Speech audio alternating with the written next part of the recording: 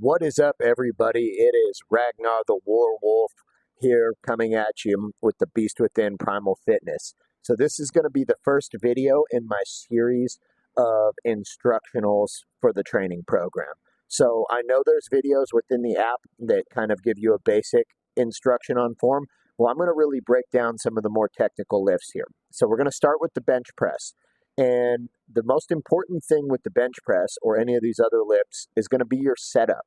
If you don't, I look at it as building a foundation for a house. You can't build a good sturdy house without a good foundation.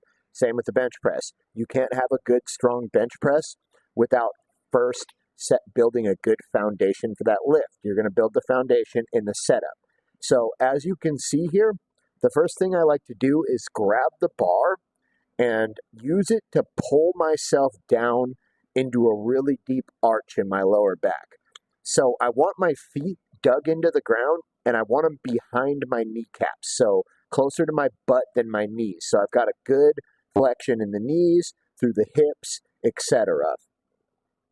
And from there, I'm going to lift myself up off the bench. I'm going to post on the back of my head and I'm going to squeeze my shoulder blades together.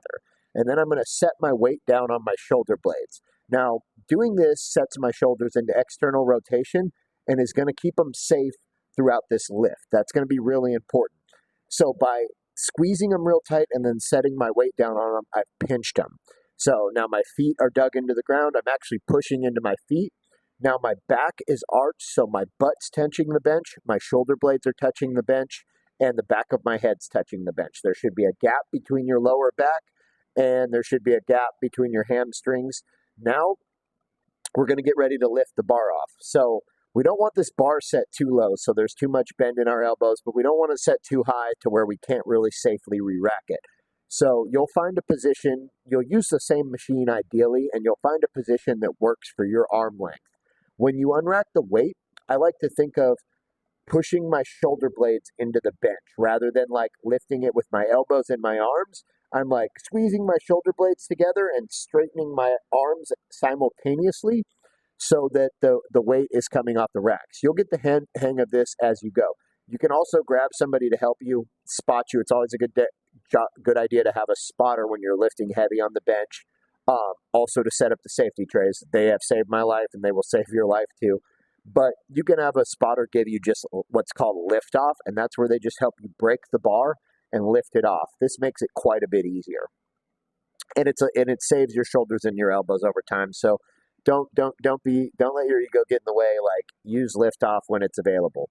So we've got the bar lifted off. Now we need to talk about bar path. So if you watch me, I'm bringing this bar down slowly, controlling it all the way down. I could literally stop this bar at any point in the lift. I could just stop its downward trajectory at any point in this lift.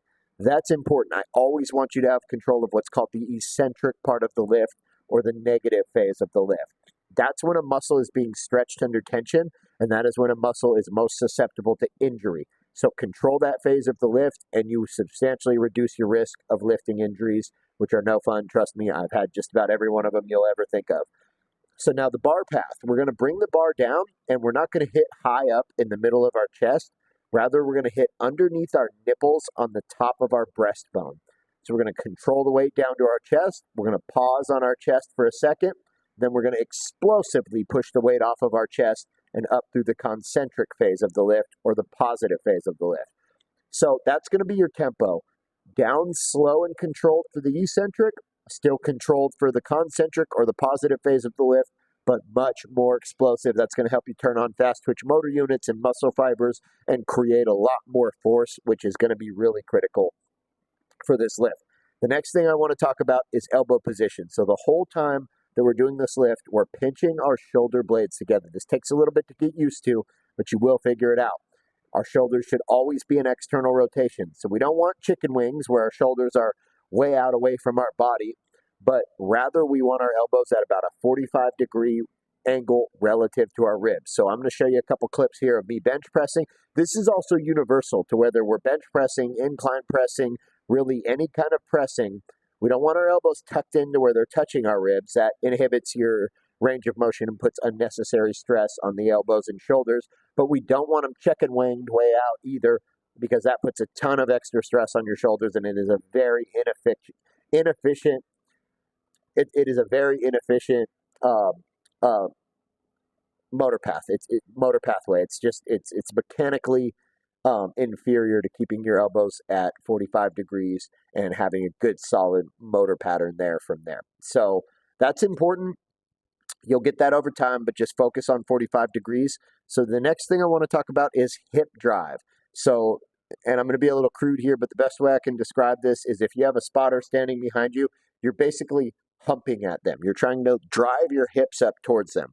So that doesn't mean your butt should be coming way off the bench. It might come off a little bit, but really you're driving through your legs, you're using your core, you're making this a whole body lift, and you're driving your hips up and backwards towards your spotter.